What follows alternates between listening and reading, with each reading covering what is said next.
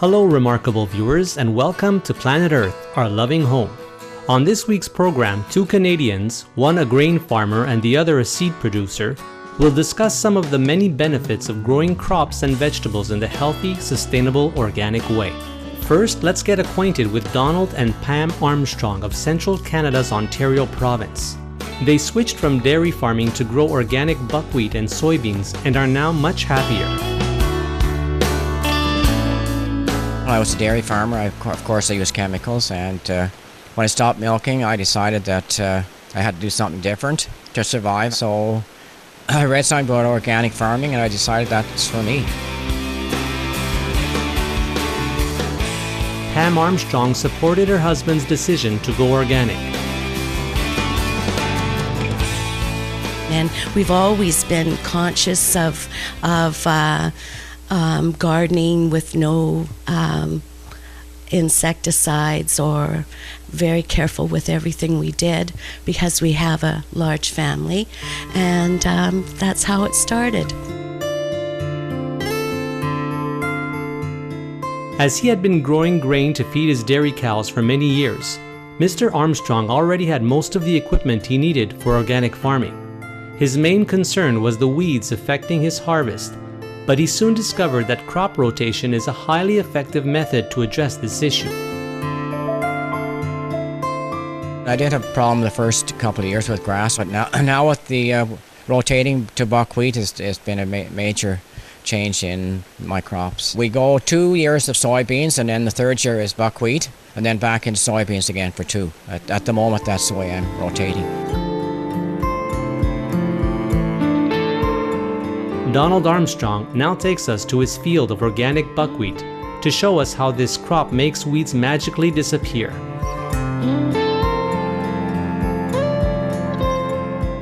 This is a crop of buckwheat, and I'll tell you the whole story of this field.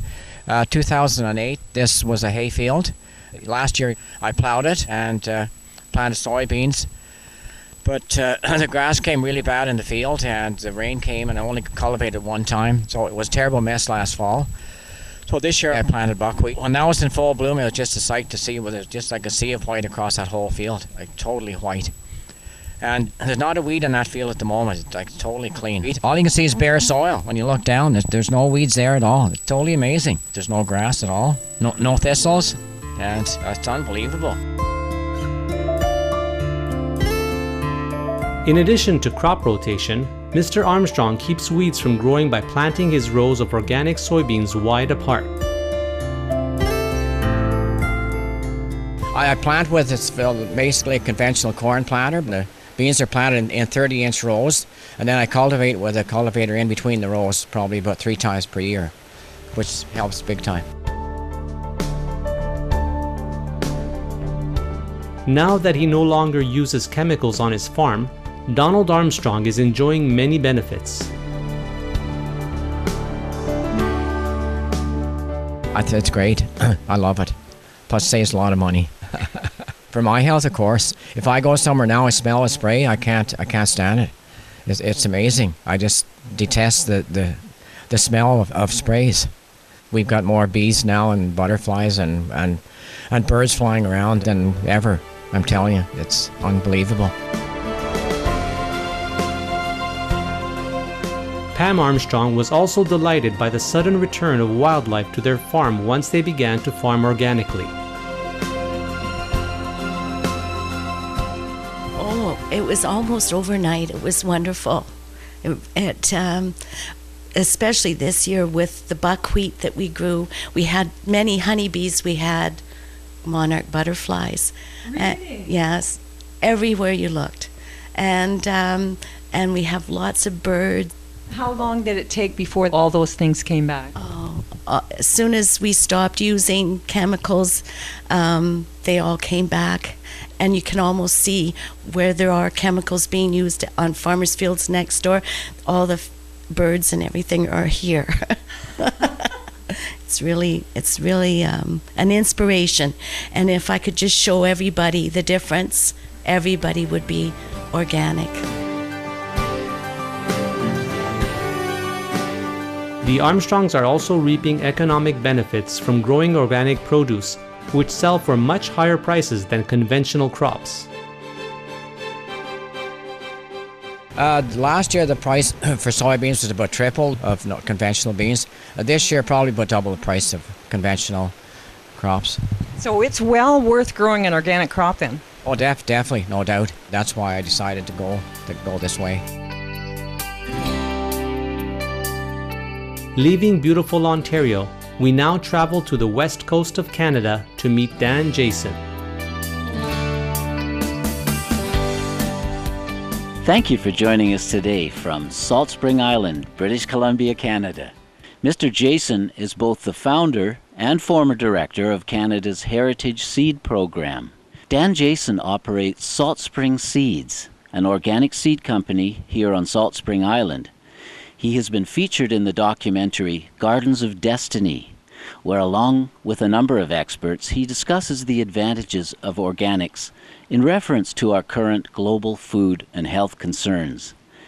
Dan is an internationally well-known organic gardener with a fantastic selection of seeds, vegetables, grains, and flowers. Can you tell us a little bit about yourself and how you perhaps got started in this business? I had it in my bones to try and get my parents to let me dig up our lawn and plant some vegetables. When I was about 13, they let me dig up a little patch under our back porch, which was maybe 2 feet by 2 feet, and I planted carrots and potatoes, and they grew. And that was the beginning of my gardening career. When Dan Jason grew up, his passion for gardening continued, especially after he moved to the province of British Columbia from Montreal, Quebec. And my gardens got bigger and bigger, and I decided to start a seed company, and then I started writing books about what I was growing, and I have now close to 10 books that I've put out on gardening. Greening the Garden, Living Lightly on the Land, the whole organic food book. And lately my shift has been much more to get people excited about saving their own seeds. So my latest book is called Saving Seeds as If Our Lives Depended on It. I'm excited to be part of this amazing change in people's consciousness about food growing. Even a small home garden can supply an amazing quantity of fresh, delicious organic fruits and vegetables. Mr. Jason shows how, by planting vegetables and herbs at different times, we can enjoy produce from our garden all summer long. It enables you to do so much more. A good example is right here. Yeah. You plant an early maturing crop, and there's certain crops that add to the soil or could be turned under in the soil to add that organic matter. If you were growing beans or whatever and that was in the rotation and it matured early, then you have a richer soil, and then we can have yet another crop right now and do something else. And over there I have my garlic that's just come out. The next rotation is something that can be planted that will feed me greens through September, October, all the mustards and lettuces and stuff like that. So the rotation thing is partly sequential, which enables you to really maximize your garden all year round. Because if you're talking about feeding yourself, you want to stagger all the crops that you can grow so that anytime you feel like eating from the garden, you'll have something all the time, which is great. Approximately 1 of every 3 families in North America does some type of home gardening, and according to Dan Jason, the numbers are increasing rapidly. And it's actually something that's happening to an amazing degree right now. I see this because I'm a seed company, and I get all these calls and emails from people who are all of a sudden out of nowhere wanting to start to grow their own food. And they're digging up their lawn and planting beans and carrots, and people are starting to organize together so that you have land that's not being used in the city and in the towns, just church land, Rotary land, whatever. People are starting to work together, and There's starting to be a new gardening movement. It's not just about gardening, but it really is more about growing food. And not only food for oneself, but for one's community. And it's just the beginnings of a whole new movement where people are thinking of taking care of themselves locally much better. Yeah. Dan Jason believes that by sharing our gardening resources, we can create a fascinating new way of living. We're so individualistic in North America, but now people are realizing that if they have a shady lawn where they live, they can grow the crops that like it cool, like peas and like lettuces and other greens. Somebody on the other side of the street might be totally in the sunshine and they can grow the peppers and the tomatoes. And so that's happening, and it's fantastic. Yeah, Mr. Jason is always willing to help anyone interested in organic gardening and preserving seeds, and his website is filled with useful information.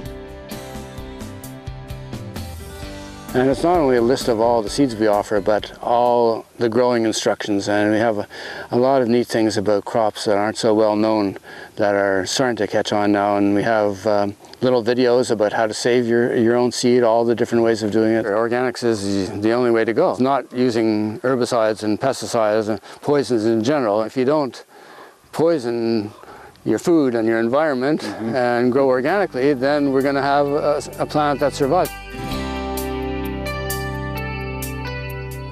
Many thanks Donald and Pam Armstrong, as well as Dan Jason, for your diligent efforts to grow fruits and vegetables in the healthy, sustainable, organic way. You're an inspiration to your fellow Canadians and model cultivators, and we wish you great success in your future noble endeavors. For more information on Dan Jason, please visit www.saltspringseeds.com. Books by Mr. Jason as well as the DVD Gardens of Destiny are available at the same website. Thank you for joining us today on our program. May our planet's atmosphere be forever pure and heaven blessed. For more details, please visit www.suprememastertv.com/PE